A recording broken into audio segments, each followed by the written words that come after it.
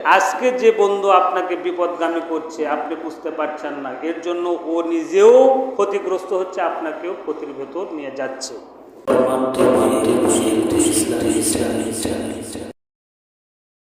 এজন্য বলা হয় যে ভালো বন্ধু নির্বাচন করতে হবে।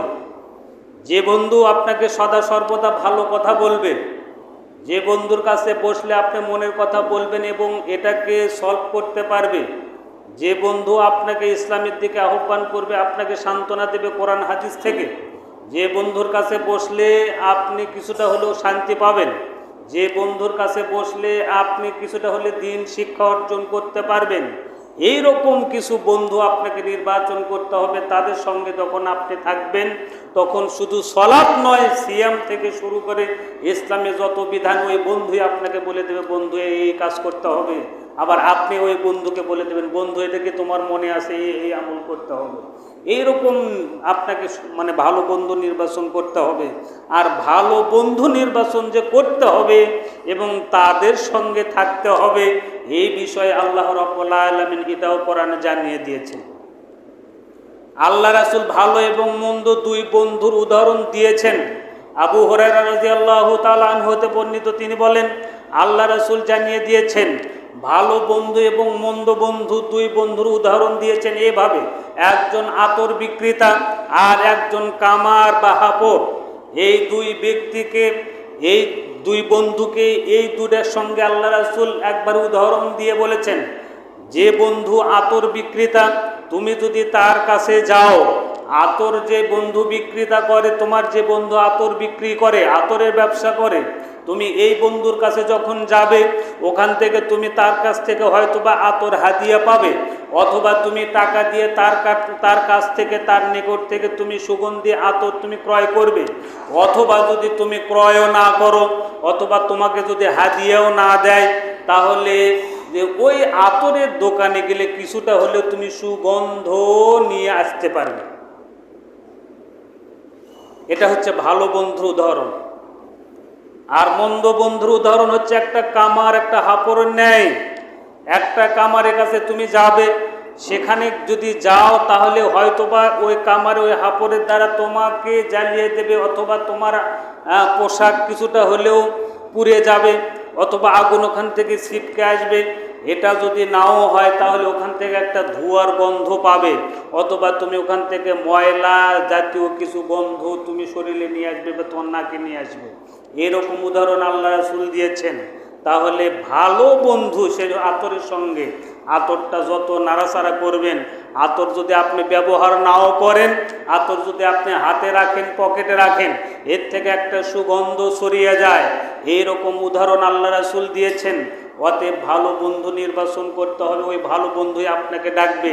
আপনার সারাদিনে ক্লান্ত শরীর, ইশারে মন চাচ্ছে না আসতে, আপনার ওই বন্ধু যখন বলবে বন্ধু তুমি কোথায়, আমি কিন্তু মসজিদে যাচ্ছি, তখন আর কিছু না হলেও বন্ধুর কথা আপনি ফেলতে পারবেন না। যেটা শয়তান আপনাকে হয়তোবা এরকম চিন্তা করেছিল শয়তান যে তুমি যেও না, তোমার শরীর খারাপ, তুমি ক্লান্ত শরীর, তুমি যেও না, কিন্তু ওই বন্ধু যখন আপনাকে ফোন দিয়ে বলবে বন্ধু কোথায়, তখন এই বন্ধু বলছে আমি একটু অসুস্থ, শরীর একটু খারাপ লাগছে। খুবই বেশি খারাপ না, তেমন নয়, মসজিদে যেতে চাচ্ছে না, বন্ধু আসো আমি কিন্তু বের হয়েছি, অথবা আমি তোমার দরজার সামনে দাঁড়িয়ে আছি। তখন কিন্তু শয়তান আর আপনাকে ঠেকাতে পারবে না। এই বন্ধুর এই কথায়, এই দাওয়াতে আপনি কিন্তু মসজিদে আসবেন। এরকম বন্ধু, এরকম ভালো এবং মন্দ বন্ধুর নির্বাচন করতে হবে। সঙ্গী যদি আপনার ভালো হয় তাহলে আপনার ভাগ্য ভালো। এবার আসুন, আল্লাহ রাব্বুল আলামিন বলছেন ওয়াসবির নাফসাকা, তুমি তাদের সঙ্গে থাকো, তুমি নিজেকে তাদের সঙ্গে রাখো। কাদের সঙ্গে? মাআল্লাযিনা, যারা ইয়াদউনা রাব্বাহুম বিল গাদাতি ওয়াল আশিয়্যি, তুমি তাদের সঙ্গে অবস্থান করো, তুমি তাদের সঙ্গে থাকো, নিজেকে তাদের সঙ্গে তুমি রেখে দাও। কিভাবে? কি জন্য? মাআল্লাযিনা, তাদের সঙ্গে যারা ইয়াদউনা রাব্বাহুম, যারা তাদের রবের দিকে আহ্বান করে, বিল গাদাতি ওয়াল আশিয়্যি, দিনে এবং রাত্রিতে। যে বন্ধু দিনে এবং রাত্রিবেলায়, যে বন্ধু দিনে এবং রাত্রিবেলায় আল্লাহর দিকে আহ্বান করে, ওই বন্ধুর দিকে তোমাকে থাকতে হবে, ওই বন্ধুকে তোমাকে নির্বাচন করতে হবে, ওই বন্ধুর সঙ্গে তোমাকে থাকতে হবে। এটা আল্লাহর ফয়সালা।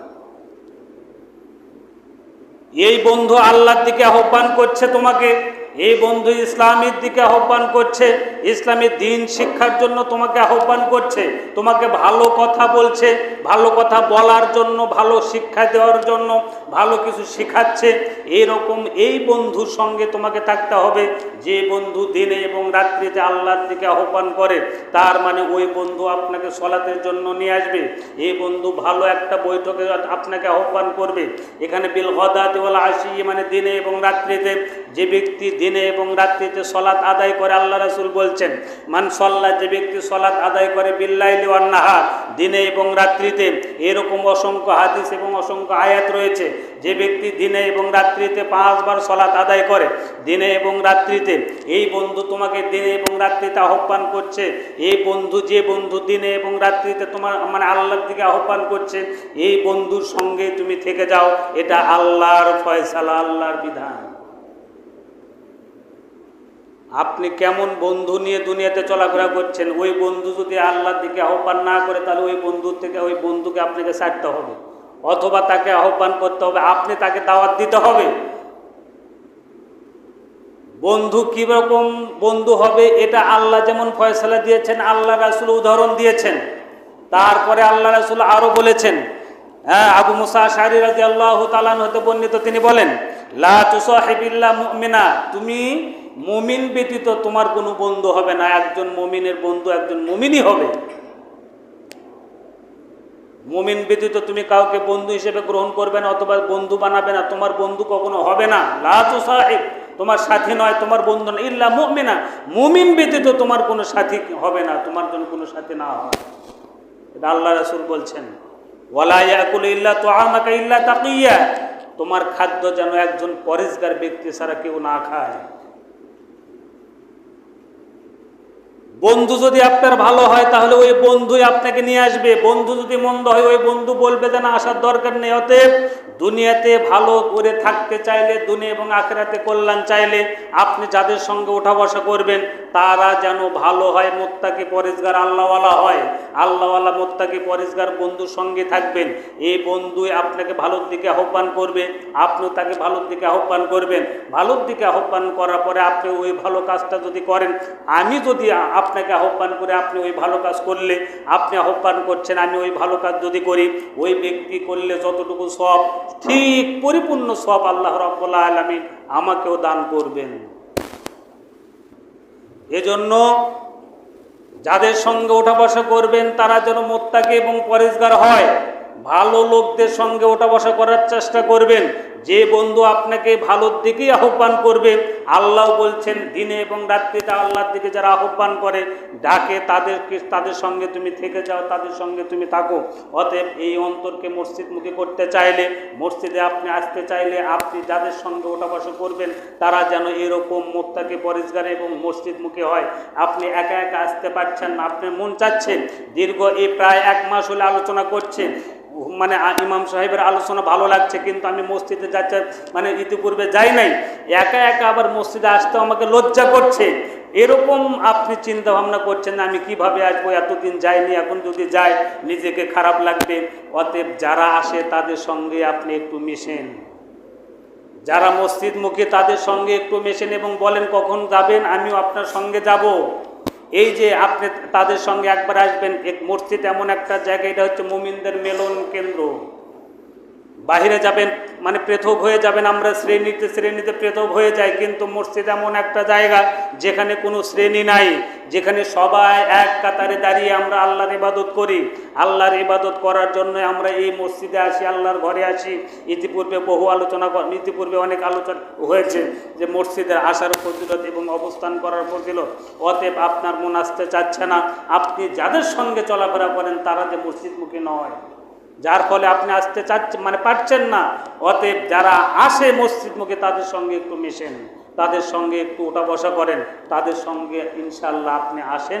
আপনার মানে ওই আজকে আপনি লজ্জা হচ্ছে, শরম হচ্ছে, লজ্জা শরম আপনি বাদ দিয়ে একটু আসেন। আপনি 2, 3, 4, 5 ওয়াক্ত সালাত আদায় করুন, দেখুন তখন আপনার অন্তরটা এরকম মুসল্লিদের সঙ্গে, ভালো মানুষের সঙ্গে মিশে যাবে, তখন আপনি আর থাকতে পারবেন না।